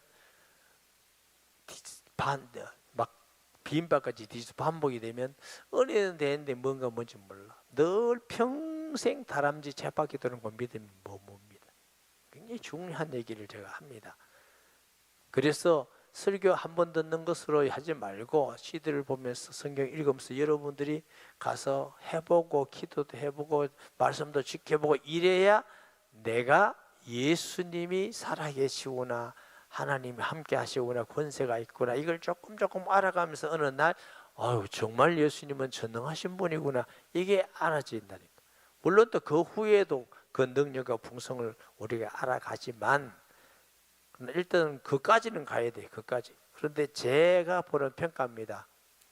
대부분 우리 교회를 얘기하는 게 아니고 포함해서 대부분 교인들이 그냥 믿다가 천국을 가는 거죠. 평생 전도 한번 못하고 천국을 가는 거죠. 어떤 면에서는 전도를 못 해보고 아니고 안 돼요. 돼야 하지 뭐. 어떤 면에서는 전도를 안 하는 게 아니고 못 해요. 전할 수가 없는데 뭘 전할 겁니까? 기껏 해야 오세요, 밥 먹으세요, 선물 줍니다. 제가 그것도 하라고 그러지. 왜? 그리라도 해서 우리가 전도해야 되지만, 그러나 전도라는 것을 우리가 정말 이해한다면 그 수준 넘어요. 정인이 돼야 된다고 하는 겁니다. 아멘. 정인이 돼야 되는데 이건 뭐 하루아침에 할 수 있는 게 아니고 예수님도 제자들을 3년 동안 했으니까. 그래서 자, 그 다음에 복음의 내용은 증인이 돼야 되는데 이 방법은 관계해야 됩니다. 관계. 제가 전도만 한다면 뭐 노방 전도든 지하철 전도 어디 전도든지 도와주려고 애를 씁니다. 어떻게 해서라도 한 영혼이라도 구원받고 또 주를 더 알아간다면 너무 좋은 일이다. 모든 걸 다해서. 그래서 이제 명함 뭐 요즘 바쁘니까 그런 것도 해라, 다 저도 이제 찍어놨어요. 저도 그렇게 해라, 다 하라고 이제 합니다. 그런데 전도의 키가 우리 교회에서 옛날에 하던 전도가 포인트 전도라고 있어요. 포인트 전도. 근데 포인트 전도 이렇게 죽만 주는 게 전도라고 생각하는데 아니요, 그거 아무도 안 믿습니다. 죽을 주든 음료수 주든 그게 키가 아닙니다. 그거는 그 사람을 관계를 이루기 위한 하나의 방편일 뿐입니다. 전도가 뭐냐? 관계가 형성돼야 됩니다. 이 포인트 전도도 왜 같은 지역에 하다가 계속적으로 또 한 달 하다가 옮기라고 그러냐면 계속적으로 하다 보면 우리가 타성에 젖어. 우리 자신이 너무 형식화돼요. 그래서 다른 장소에 가서 오면 그걸 조금 극복해 가자는 뜻이에요. 그게 또 너무 옮기면은 뭐가 안 돼요? 관계 형성이 안 됩니다. 그래서 이렇게 성경에도 보면 주로 전도가 뭐냐 하면은 관계된 분입니다. 안드레가 형 베드로 그렇잖아요. 베드로, 필립이 친구 바돌로메 이런 식으로 해가지고 거의 전도가 관계적으로 어때요? 이 오이코스 전도, 관계 전도라고 합니다. 관계. 그러니까 여러분 처음 만난 사람이 학교 무슨 학부모회라든가 무슨 처음 만난 사람도 아마 그걸 계속 관계를 형성하게 만들어야 전도가 됩니다. 아멘. 관계 형성이 돼야 돼. 왜 관계 형성이 돼야 된다고요? 복음의 내용이 처음 만났는데 믿을 수 없는 말을 하잖아. 에? 처음 만났는데 믿을 수 없는 말을 하잖아요. 정말 우리가 복음인데 한 번 만났는데 구원받은 사람 그 제가 코로나 되기 전에 토요일 날 어떤 청년이 와서 예수님 영접했다 그렇게 했죠. 또 이제 주일날 저는 예배 마치고는 우리 어떤 목사님하고 나하고 코로나 같이 걸린 목사님하고 가서 신방해서 그 사람이 예수님 영접했어요. 듣기만 하다가 그냥 교회만 좀 다니다가 영접해서 근데 그 끈으로 그 목사님이 내 옆에 있다가 코로나 전염돼서 코로나까지. 근데 감사하게도 복음을 듣고 영접한 사람은 코로나 안 걸렸다 하더라고요. 그러니까 그 주 제가 무슨 하면서 제가 잘 모르겠는데 몸살 같은데 혹시 모릅니다 하고 제가 좀 여러분하고 멀리 있겠습니다 이런 얘기도 기억이 되죠. 근데 혹시가 역시나 됐어요. 그래서 이제 그런 분들이 예수님 영접하는 것은 배후에 상당히 기도하는 사람이라 있다든가 그 사람이 특수한 마음이 어린아이지 순수하다든가 아니면 어떤 그 기독교적인 배경이 있다든가 이런 게 있어요. 또 특별히 하나님이 그분에 대한 계획이 있다든가 이런 것이지 첫 판에서 믿고 구원받고 이런 사람들 잘 없어요. 거기 이상하게 생각하지 말고 목사가 가면 다 구원받는다고 생각하는데 절대로 그렇게 목사 힘들게 하지 마요. 목사가 무슨 능력으로 사람을 살리고 그래요. 하나님이 준비되어 있어야 돼. 관계. 아멘. 그런데 그렇기 때문에 이 관계가 형성돼야 되기 때문에 뭐냐면 이 사랑입니다. 사랑. 지속적 사랑을 통해서 관계가 형성이 됩니다. 제일 좋은 게 사랑입니다. 지혜롭게 하셔야 돼요. 남자가 막 여자 보고 너무 친절해하고 이러면 이게 좋은 감정보다는 이상하네 이렇게 합니다. 그러니까 조금 지혜롭게 하시되 그리고 요즘은 믿을 만한 시대가 아니라서 너무 친절하면 부담스러워합니다. 특히 저 같은 사람은 남녀간에 너무 친절하면 전 굉장히 속으로 부담스러워하는 스타일이에요. 여러분 잘 몰랐죠? 굉장히 부담스러워합니다. 그래서 조금 진정성을 가지고 진심을 가지고 이렇게 편안하게 이렇게 해서 관계를 가지고 차도 마시고 그래서 초청전도 주일 할 때 초청할 때도 여러분 그냥 차 마시고 이런 걸 하라고 하는 것은 관계입니다. 관계가 돼야 내가 복음을 못 전하면 이번에 우리 선물도 주고 좋은 얘기 해줘야 되잖아. 선물도 주고 우리 목사님도 좋고 성도님인데 한 번만 와주세요. 그런데 밥 살게요. 이러다가 그래서 복음을 전할 수 있는 기회가 없어 초청하는 전도예요. 이해되죠? 초청하는 건데 물어봅시다. 초대교회는 초청 전도 줄 있을 게 없었겠어요? 그러니까 초대교회 수준이 아니니까 우리가 지금 일하고 있는 것이지 아주 수준 높은 전도는 아니에요. 목사님 다른 교회 다 하던데 다른 교회도 다 수준이 낮는 거예요. 원래는 초청주일이 아니라 삶 속에 관계된 사람들이 관계에서 세일교회로 가는 게 제일 좋아요. 세일에서 영접하고 교회로 오면 초청주일 아니라도 그게 제일 정착이 많이 되고 바로 되고, 왜냐하면 사람은 관계이기 때문에 한번 여기만 떡 왔다가 가면 잘 정착 안 합니다. 그러면 세일에서 얼굴하고 하면 이게 정착이 되고 뿌리가 내려요. 그러니까 세일이 전도의 센터입니다. 사실은 우리 교회보다 세일교회가 훨씬 더 선도의 용이야. 정말 필요하고 중요한 겁니다. 꼭 우리가 수학적으로 얘기하면 낚시를 하는데, 교회에서 낚싯대 하나만 던지는 것보다 낚싯대 곳곳에 수십 개 던져놓으면 고기 더 많이 안 물겠나? 이건 꼭 맞는 얘기는 아니지만 우리가 수학적으로 보면 교회 하는 전도하고 교회 하나만 듣고 교회 오세요 이거보다도 여러분 아파트 지역에 전부 다 낚싯대를 다 들어놓는 거예요. 이게 세일입니다. 세일교회는 그냥 우리끼리 모여서 기도하고 은혜 되고 먹고 아이고 좋다 이것만 세일이라고 생각 안 됩니다. 세일의 목적은 지역의 복음적인 영혼을, 왜 세일이 교회라고 그랬잖아. 교회의 목적은 뭐예요? 구원이잖아. 제가 또 서울말 써야 돼요. 세일의 목적이 뭐라고? 구원이잖아. 세일에 1년 동안 전도 안 하고 구원 안 받은 사람도 한 명도 없다 하면 진짜 회개해드리고, 세일에 뭔가 세일을 잘못하고 있다 이렇게 생각하면 맞아요. 세일의 목적은 영혼 구원이에요. 그리고 세일의 목적은 제자 삼는 거예요. 예배를 드림으로 제자 되는 사람 아무도 없어요. 이건 하나님께 예배 드리는 거예요. 아멘. 자, 이 강의를 듣고 제자 되는 사람 아무도 없어요. 강의 듣고 여러분이 가서 이제 해봐야 제자가 돼 가는 거지, 듣기만 해서는 제자 아무도 안 돼요. 알아들으시겠죠? 그래서 세일이 너무너무 중요하다. 그래서 함께 아파하고 함께 기뻐하고 서로 돕고 기도도 함께 하고, 삶의 공동체, 기도 공동체, 말씀 공동체, 그 다음에 전도 공동체, 이거 자꾸 제가 세일이라고 하잖아요. 뭐든지 다 공동체. 전도도 내가 한 사람 전도해서 양육하는 건 너무 힘듭니다. 함께 하면 쉽습니다. 어렵지 않습니다. 이 공동체가 되어야만 전부 다 되어가는 것인데, 이게 한국 교회가 너무들 그리 안 하니까 우리 교회만 아무 강조해도 성도들이 아유 시골교회 목사가 뭐 그런다 하고 잘 안 들어.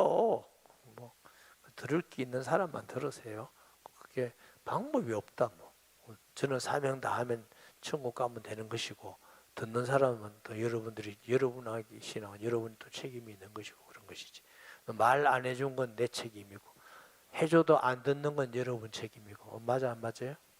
그 책임선을 분명히 해놓자고. 그래야 하나님한테도 책임을 분명히 이게 해놔야지. 네 왜 안 해주냐 이러면 내가 잘못 말씀드리지만 되지만 해줬는데요. 해줬는데 안 듣는. 그랬어? 그래. 그럼 너 책임이야. 그래. 에스겔도 그러잖아요. 인자야 가서 말해라. 네가 안 하면 해. 안 하면 네 책임, 피가 네한테 돌아갈 것이요. 하여튼 목사님 매정한 게 아니고 그 책임 한계가 그렇다니까. 그래서 이제 우리가 초청 전도를 하고 있으니까, 지금 초청 전도는 지금 주는 그리스도여 정인이 되고 이건 가지고 할 수 있는 지금 수준이 아니야. 지금 급해. 어쨌든 구워 삶으서라도 초청해야 될 입장이라. 제 말 이해됩니까? 그러면 지금 뭐 평소에 하던 대로도 섬기고 아는 사람. 그러니까 제가 왜 VIP 초청이라고 그러냐면, 뭐 어떤 교회들은 총동원 전도해서 막 길거리 가는 사람이 너네 아무나 오세요 막 이러는데 이게 전도상 안 맞다는 거지. 열매가 없다는 거지. 그래 실컷 왔다가 또 가고 막 이래서 이렇게 하지 말고, 마다만 밝게 하지 말고 진짜 진실하게 한 명씩 우리가 영혼을 구원하자. 그럼 평소에 내가 정말 기도해 오던 사람, 사랑하던 사람, 차 마시던 사람, 내가 아는 사람, 그 사람에게 진지한 마음으로 접근해라는 거지. 야 와줘 이렇게 하지 말고 진지하게. 사람이요 진지하게 하는 것과 전혀 다릅니다. 이건 너무 중요한 일이고, 내가 너를 사랑하는 진정한 마음이다. 꼭 초청하면 내가 밥 살게 라든가 이라든가 어떻게 하라든가, 그리고 안 되면 또 만나고 또 만나고 자꾸 만나는 게 중요해요. 말을요 한 번 안 해 하고 끝마치면 안 돼. 계속 다음에 또 하고 다음에 또 하고 다음에 또 하고. 사람은 하나님이 어떻게 만들었냐면 그 가짜 막 만드는 사람들 있잖아요. 가짜를 계속하면 사람들이 그 진짜인 줄 믿어요. 불신앙이 뭐가 불신앙이에요? 집사님이 앞에 앉아. 불신앙이 뭐가 불신앙이에요? 예? 예. 불신앙은 하나님 믿지 않는 거 했는데, 더 정확하게 말하면 틀린 걸 믿는 걸 불신앙이라고 합니다. 신앙이 뭐냐? 바른 걸 믿는 걸 신앙이라. 그럼 바른 게 뭐냐? 하나님 말씀만 맞는 거예요. 그거 믿는 게 신앙. 불신앙은 하나님 안 계신다 이거 믿는 게 있어요. 그러니까 불신앙은 안 믿는 게 아닙니다. 믿습니다. 믿는데 틀린 걸 믿는 걸 불신앙이라고 합니다. 불신앙을 믿을까요? 안 믿을까요? 믿어. 자살한 사람 아유 죽으면 그뿐이다 이렇게 믿어서 죽는 거예요. 안 믿는 거 없어요. 뭐든지 믿어. 불신앙은 틀린 걸 믿는 거고, 신앙은 사실을 믿는 겁니다. 그 사실이 현실이 아닙니다. 하나님 말씀이 사실이에요. 사실을 믿는 걸 믿음이에요. 믿음은 바라는 것의 실상이요 보지 못한 것들의 증거니. 아멘. 그러면 사람은요 뭘 지금 계속 듣느냐에 따라서 틀린 걸 믿을 수도 있고요, 이게 틀린 지식도 있고 틀린 정보도 있잖아. 그거 믿는 사람 많을까 적을까? 엄청이 많아. 그러니까 우리가 참을 자꾸 전달해 줘야 돼. 복음을 전하는 게 제일 참이에요. 참을 자꾸 전달해 주면 들으면서 나며. 그래서 초청도 한 번 하지 말고 또 하시오. 안 되면 또. 근데 지혜롭고 눈치 있어요. 너무 질리긴 하지 마. 너무 질리게 하면 다음에도 안 들으려고 그래.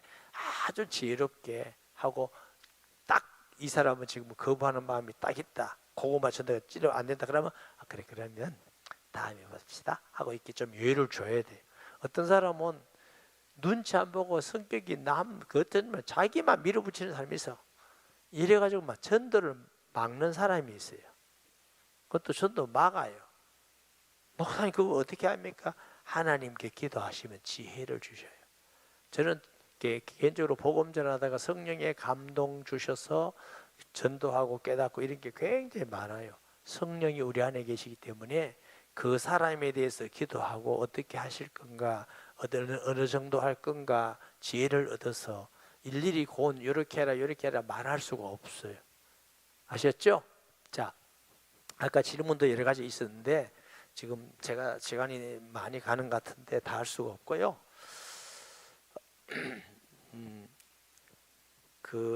지난 학기에 제가 우리 교단 신학교 전도학을 강의를 했어요. 중에 학생 중에 한 명이 무슨 대학이더라? 대학 컴퓨터학과 교수더라고요. 교수인데 질문을 했어요. 무슨 질문이냐? 목사님, 내가 학생들에게 복음을 열심히 전하려고 열심히 애들에게 적거리에서 복음 전하니까 목사님 이제는 나만 보면 전부 다 피합니다. 어떻게 하면 좋겠습니까? 그래서 제가 집사님이 전도를 이해 못했습니다. 그래서 한 예를 들었어요. 우리 교회 오래 다니는 사람 중에 옛날에 우리 교회 어떤 장로님이 계신가 아는 사람, 의사하던 장로님. 우리 임무사하고 최임사, 저 이런 분들은 다 아시네요. 이분이 군의관을 했어요. 군의관을 하다가 제대를 했어요. 저보고 와서 질문을 했어요. 목사님, 제가 대학 교수로 가는 게 좋겠습니까? 큰 병원의 의사로 가는 게 좋겠습니까? 개업을 하는 게 좋겠습니까? 이렇게 물어서 왜 그렇습니까? 했더니 어느 것이 전도에 유익하겠습니까? 이렇게 물었어요. 그런데 그럼 집사님 생각할 때 어느 게 전도하기가 좋다고 생각하냐고. 개인 병원이 좋을 것 같습니다.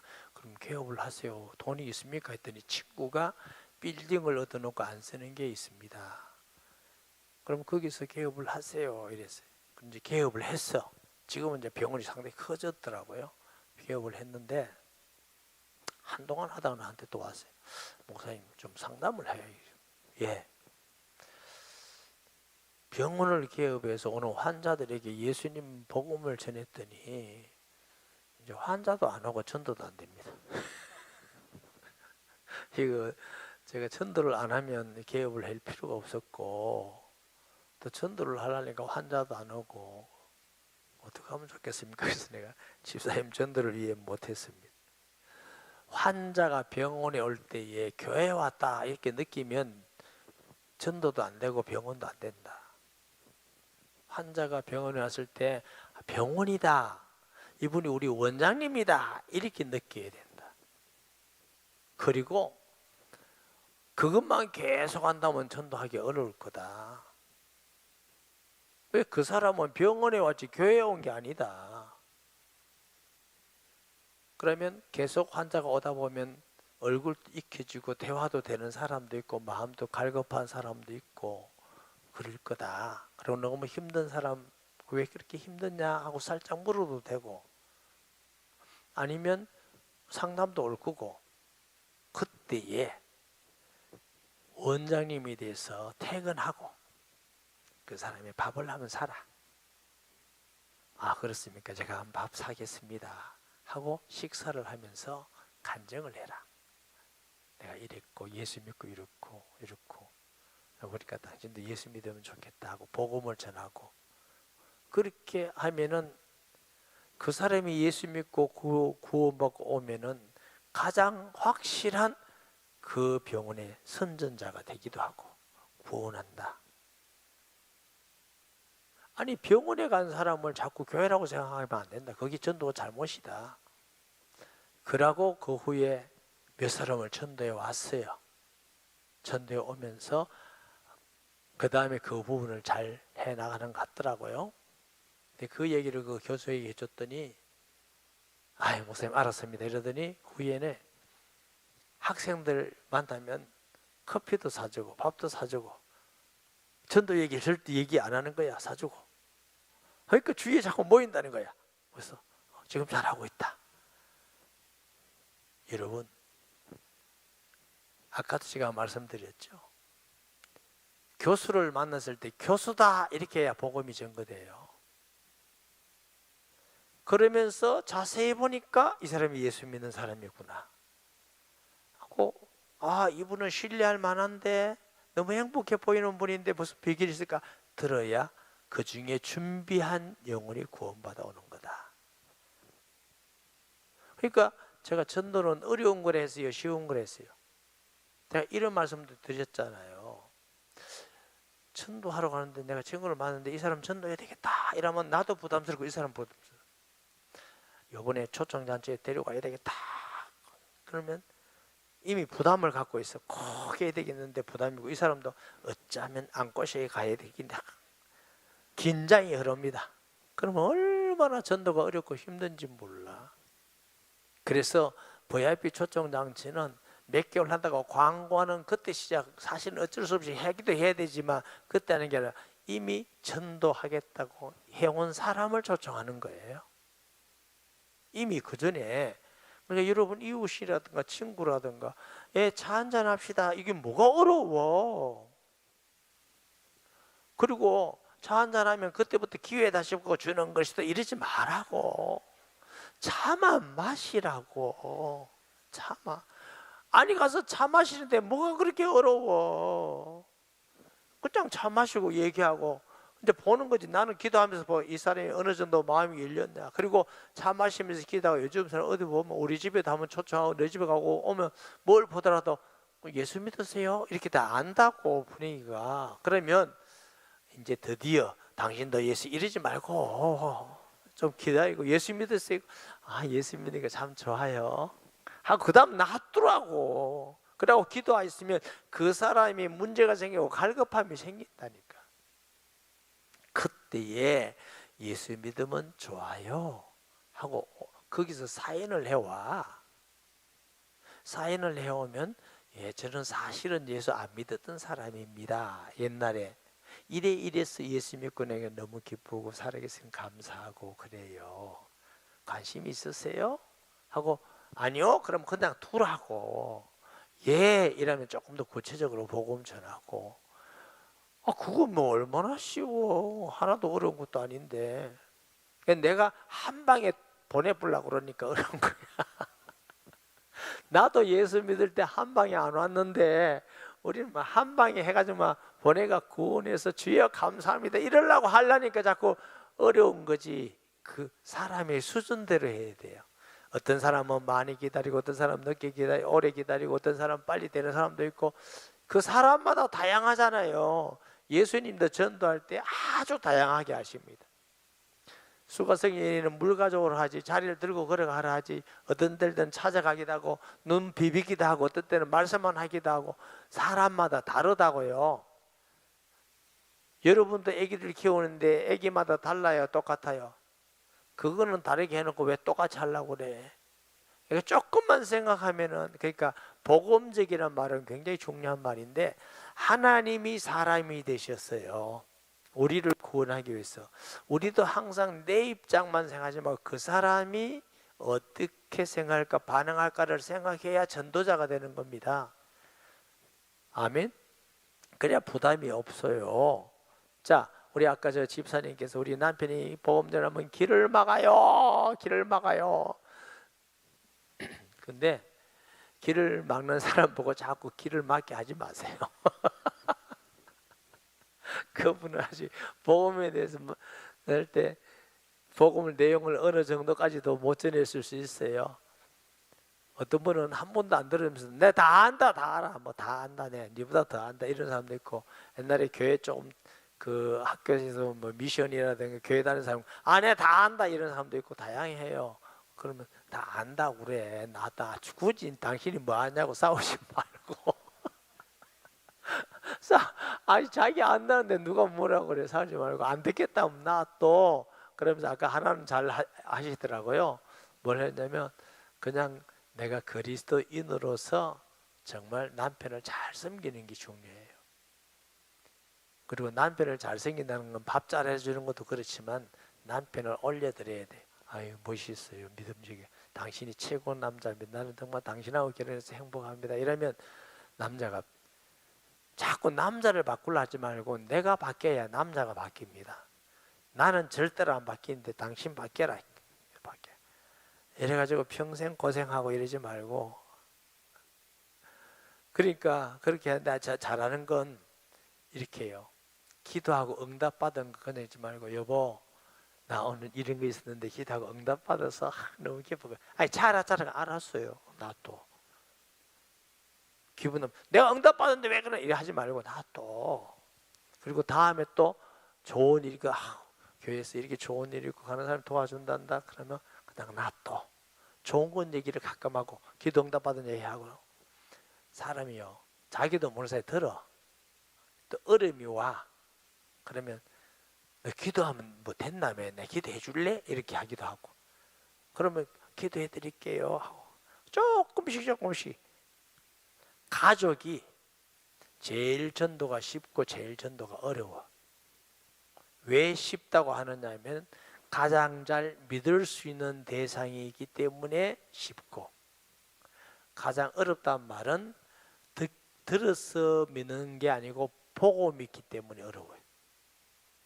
내가 그 사람한테 어머 예수 믿는 사람 진짜 괜찮네 우리 아내가 예수 믿고 나니 너무 좋아 이런 사람들은 쉬워져요.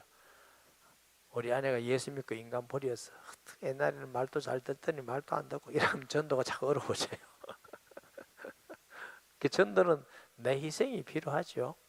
한 영혼을 구원하는데 내가 낳고 섬겨야 희생해야지 하나도 희생 안 하면서 우리 남편 예수 믿어서 나도 좀 편한 인생을 좀 살아보자 이러면 안 돼.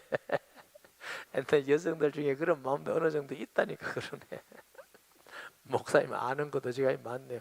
아는 게 아니라 그 내가 목회를 일일이 아는 것도 아니고 저 사람 예수 믿게 해야 바람도 안 피우고 세상에서 나도 나한테 잘할 거고 내 교회 가는데도 태클 안 걸 거고 어쨌든 예수 믿어야 내 인생이 행복이다. 그런 마음으로 전도하면 절대로 안 해. 어떤 사람은 심한 사람은 그러지. 교회 안 가면 영이다. 영. 그래가지고 남편이 가만 생각하니까 이혼하면 어디 갈 데도 없고 이 나이에. 그러면 하도 그러면 이제 아따 갈게. 근데 이혼 안 하려고 이제 따라오는데 그러면 속으로 내 믿나 봐라 씨. 절대로 안 믿는다. 그리고 혹 믿는 사람도 있지만 안 믿습니다. 왜냐면 가주는 거지. 시끄러우니까 이혼 안 하려고. 남편을 그렇게 비참하게 만들지 마요. 인생을 비참하게 만들고 아이씨 내 제자 지금 다시 결혼할 수도 없고 진짜 만나가 내가 인생 고생이다 이렇게 만들지 전도가 안 돼요. 그래서 어쨌든 영혼이 구원되기까지는 종같이 잘 섬겨줘요. 잘 섬기고 구원받고. 목사님 그러면 구원받은 남편은 그냥 이겨도 됩니까?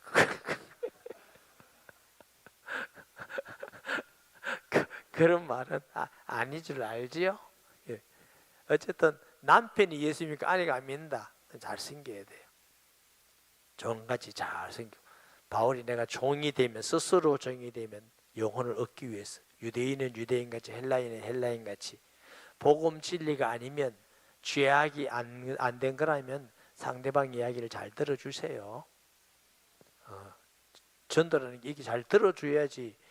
그게 안 그러면서 좀 낱낱이 반대하고 말끝마다 태클 거고 이러면서 조금 교회 가자. 나 같아도 안 가겠다. 있어요? 안 되는 거예요. 그래서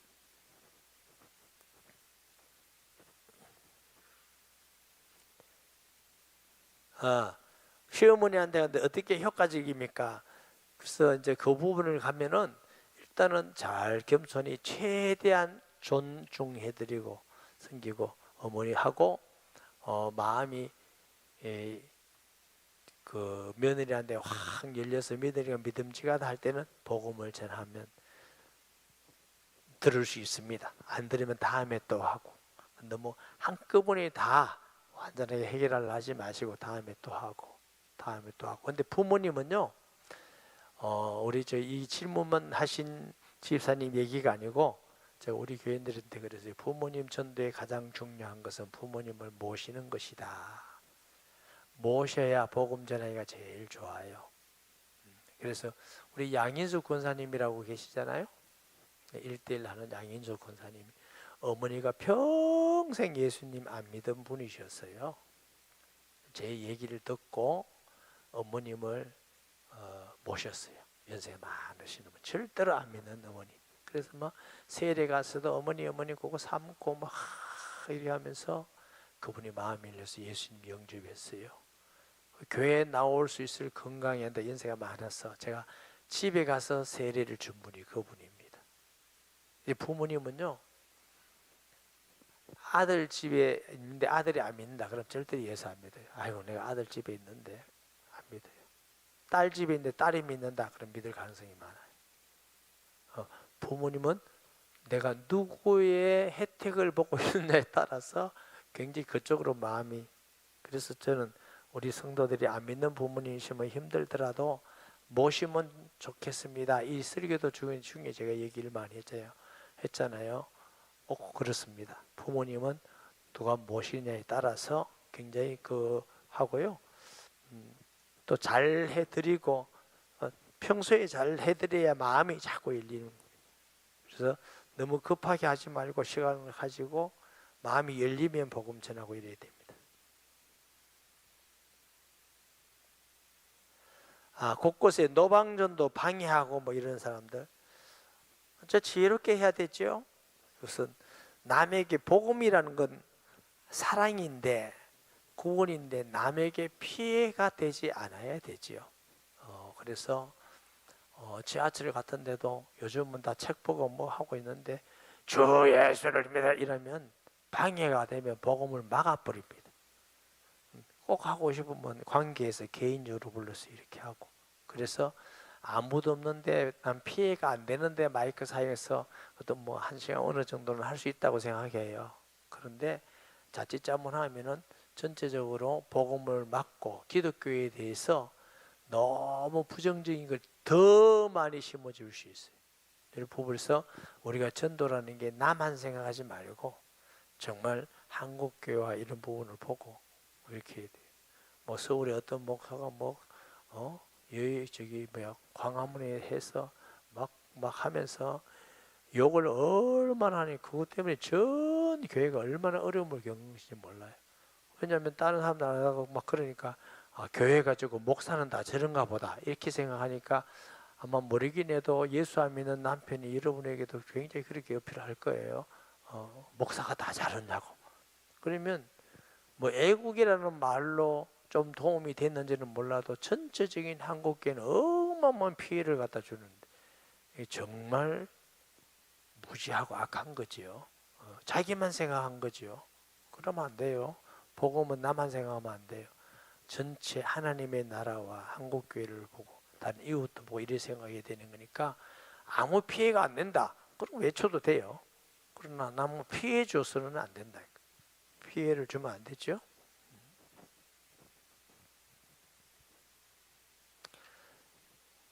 점심 약속이 있는데 무슨 말을 하면 좋을까? 그 말씀입니까?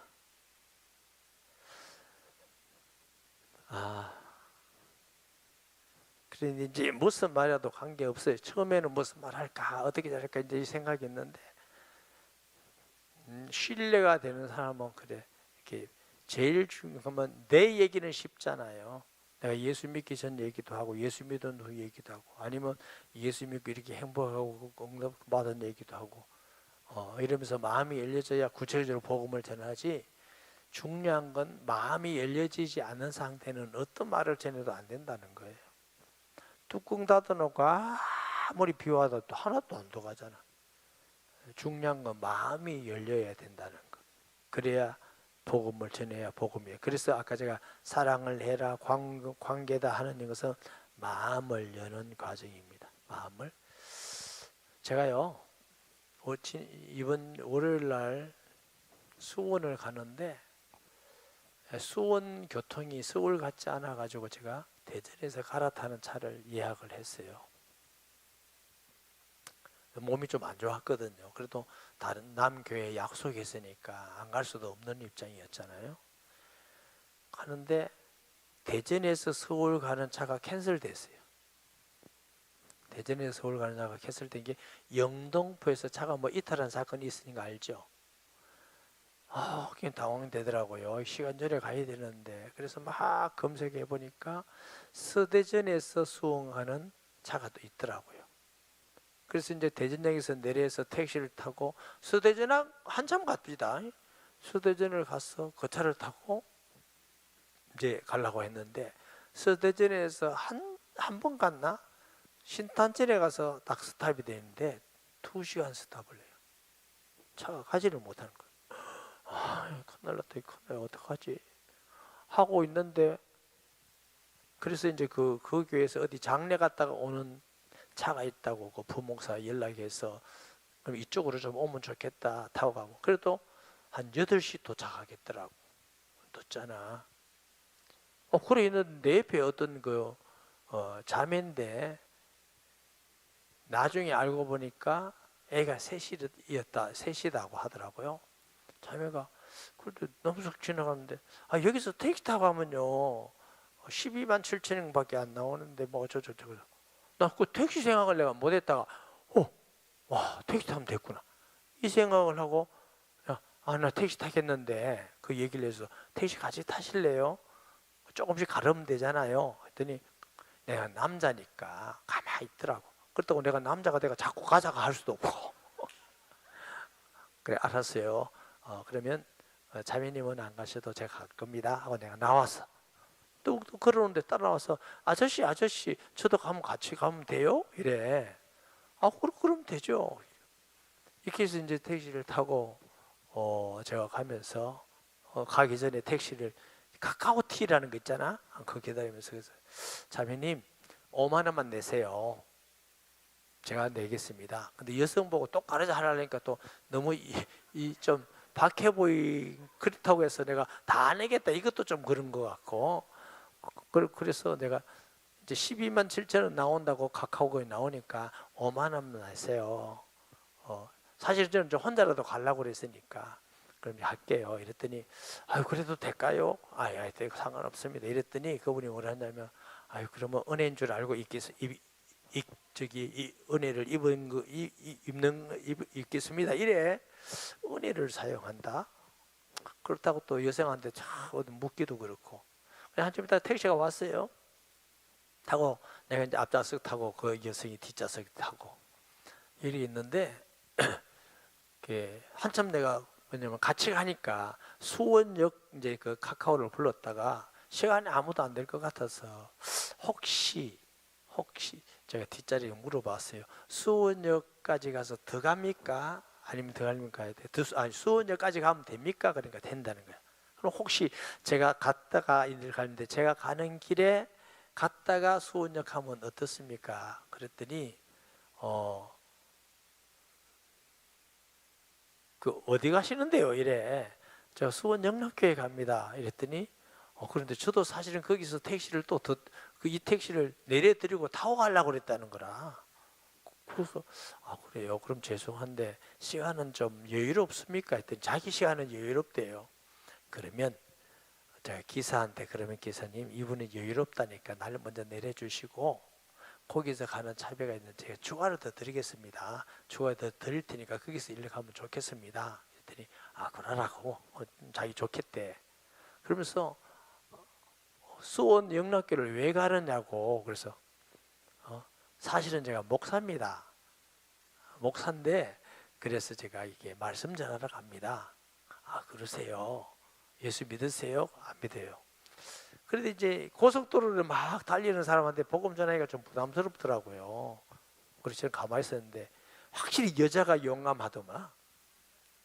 이분이 자기 교회 다니는데 뭐 자기 선교 뭐 이렇게 하는데 선교하고 싶은 마음도 있고 자기는 지금 러시아에 있다가 이제 그 상파울로 그 주재원이라서 가게 되는다고 이렇게 하면서 이분에게 복음을 시작했어요.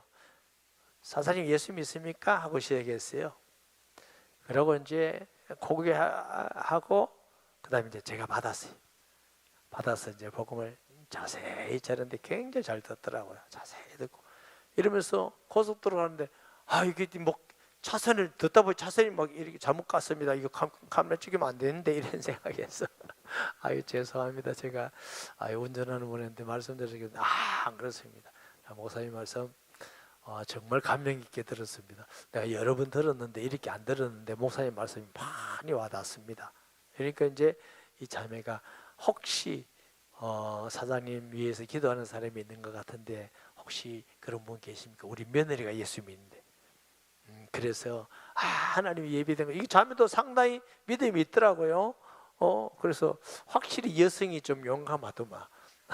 아무데나 막 이렇게 앞뒤가 없더만.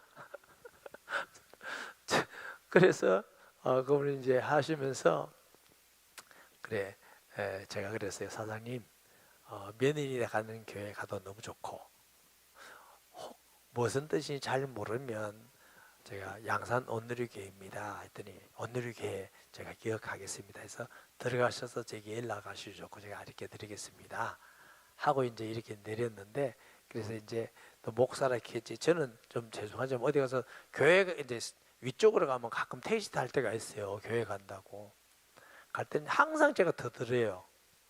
사비를 더 드려요. 요즘 카카오 안 할 때 카카오는 딱 찍혀 나오더만 그래도 더 드렸어요. 왜냐하면 혹시 예수 믿는 것들 너무 인생하다 이 얘기 안 듣고 싶어서. 어떨 때는 3,000원, 2,000원. 이분은 제가 3만 원 더 드렸어요. 왜냐면 제가 가는 데서 틀리고 또 왜냐면 카메라 가다가 찍혔는지 모른다 이래가지고. 그러면 기사가 얼마나 손해봅니까? 이분 굉장히 양심적이더라고요. 찍혀서 그럼 제가 좀 더 드리겠습니다. 아니요, 제가 잘못이죠. 사실 카메라고 찍히면 하루 일한 거 얼마나 손해가 됩니까? 그래서 찍힌지 안 찍힌지 잘 모릅니다. 그래도 혹시 찍힌지 모르니까 그럼 조금이라도 보태세요. 제가 이제 3번 더 드리고 그런 이제 보시는데 제 말은 이분이 이제 무슨 말을 할 건가 관계없어요. 식사하면서 자기 얘기 쉽잖아요 하면서 아니면 교회 다녀보셨습니까? 이러면 나오고 아무 얘기는 해도 돼요. 아무 얘기, 전도를 저도 못할 때는 그게 굉장히 궁금했는데 전도를 이해하고 나니까 무슨 말을 할 건가 아무 문제가 없어요. 무슨 말을 해도 돼요. 안녕하십니까 이래도 되고요. 아무 상관없어요.